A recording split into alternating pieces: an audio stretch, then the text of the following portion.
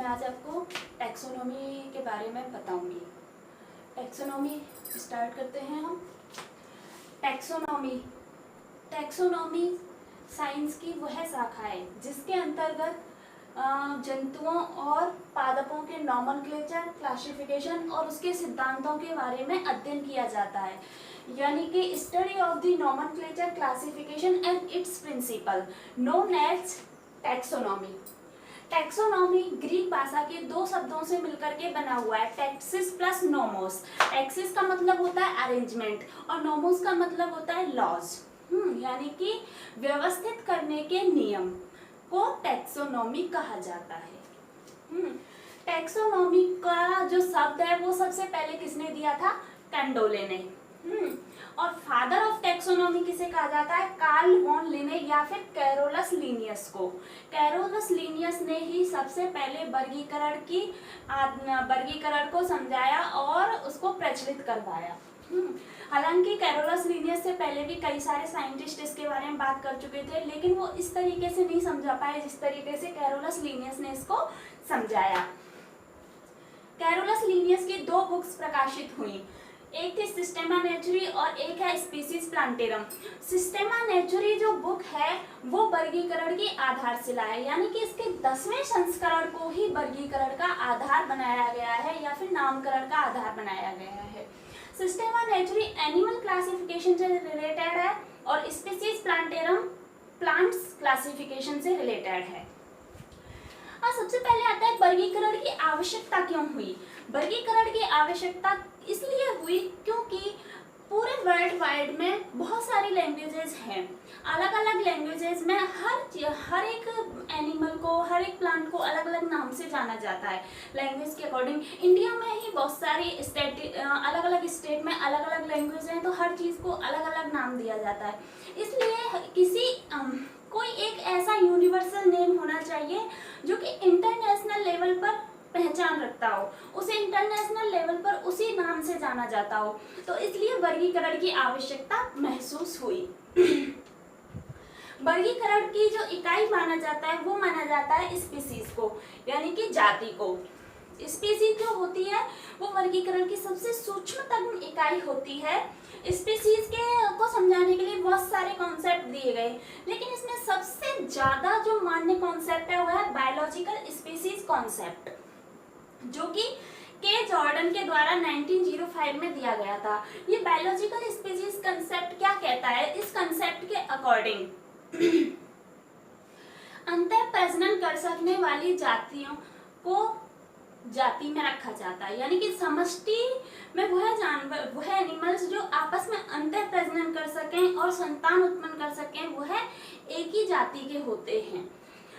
Species में वैसे तो जंतु के व्यवहार के अलावा उसकी एम्ब्रायोलॉजिकल यानी भ्रूणिकी, इकोलॉजिकली, पारिस्थितिकी एवं कोशिकीय तथा जैव रासायनिक स्तर को ध्यान में रखते हुए जाति की परिकल्पना की जाती है। वर्गीकरण के लिए कोई ऐसा लक्षण जो कि बहुत महत्वपूर्ण हो, जिसके आधार पर वर्गीकरण किया जाता हो, ऐसे लक्षणों को कहा जाता है की कैरेक्टर्स। और की कैरेक्टर्स कौन कौन से हो सकते हैं? जैसे कि एनिमल का सेलुलर लेवल, जनन स्तर, सेलुलर लेवल यानी कि एसेलुलर, मल्टी सेलुलर, सेलुलर, इस तरीके से। जनन स्तर यानी कि उसका भ्रूणीय परिवर्तन कैसे हुआ है। जनन स्तर यानी कि एक्टोडर्म, मेसोडर्म एंड एंडोडर्म। देह गुहा का प्रकार यानी उसकी देह गुहा किस तरीके की है, सिलोमेट, एसिलोमेट या सूडोसिलोमेट। सममिति, उसकी बॉडी स्ट्रक्चर यानी कि सममिति कैसी है, असिमेट्रिकल है, एसिमेट्रिकल है, बाइलेटरल है, बाइसिमेट्रिकल है, इस तरीके से। कंकाल की स्थिति यानी कि उसका स्केलेटन एक्सोस्केलेटन है या एंडोस्केलेटन, ये की कैरेक्टर्स में इंक्लूड किए जाते हैं। और की कैरेक्टर्स वर्गीकरण के लिए बहुत ज्यादा इंपॉर्टेंट होते हैं। कैरोलस लीनियस, अब बात करते हैं। कैरोलस लीनियस ने एक वर्गीकरण का सिस्टम यानी कि प्रारूप तैयार किया, जिसे क्या कहते हैं, लीनियर हायरार्कियल सिस्टम कहते हैं, जिसमें सबसे पहले आता है किंगडम, फिर आता है फाइलम, और फिर आता है क्लास, और क्लास के बाद ऑर्डर, ऑर्डर के बाद फैमिली, फैमिली के बाद जीनस, जीनस के बाद स्पीसीज।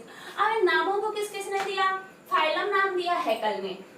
क्लास को सबसे पहले लिनियस, ऑर्डर को लिनियस, फैमिली को बुश्चेली, जीनस को लिनियस, स्पीसीज को लिनियस ने नाम दिया। और स्पीसीज जो होती है वो सबसे छोटी इकाई होती है। स्पीसीज के अंदर सबसे ज्यादा क्लोजली रिलेटेड एनिमल्स होते हैं। बहुत सारी स्पीसीज मिलकर के जीनस का निर्माण करती हैं, बहुत सारे जीनस का समूह मिलकर के फैमिली, और बहुत सारी फैमिली का समूह मिलकर के ऑर्डर का निर्माण करता है, और बहुत सारे ऑर्डर मिलकर के क्लास बनाते हैं, और बहुत सारी क्लास का समूह फाइलम, और फाइलम किंगडम में होता है। So that is non linear hierarchical system. Nomenclature. इसके बाद अपन आते हैं सीधा नॉमेनक्लेचर पर, यानी कि नामकरण क्या है। नामकरण इंटरनेशनल कोड, अंतरराष्ट्रीय कोड, इसको कहाँ अपनाया, इसको सबसे पहले कब अपनाया गया? बर्लिन में 5वीं इंटरनेशनल जूलॉजी कांग्रेस हुई, जिसमें इंटरनेशनल कोड को अपनाया गया। नामकरण की जो नियमावली है, यानी नामकरण के लिए जो नियम यानी कि जो रूल्स तैयार किए गए, रूल्स मान्य किए गए, उनका विवरण किस में है? ICZN। ICZN यानी इंटरनेशनल कमीशन जूलॉजिकल नॉमेनक्लेचर। इसके अंतर्गत नॉमेनक्लेचर यानी नामकरण से रिलेटेड नियमों का उल्लेख किया गया है। ICZN का मुख्यालय कहाँ पर है? Natural history museum, London. स्थापना इसकी कब हुई थी? 18 सितंबर 1895। इसका प्रथम संस्करण जो प्रकाशित हुआ था वो हुआ था 1961 में।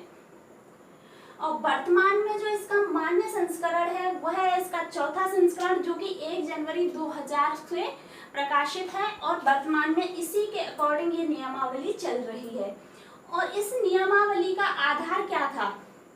कैरोलस लिनियस की पुस्तक सिस्टेमा नेचुरी का 10वां संस्करण, जो कि 1758 में प्रकाशित हुआ था।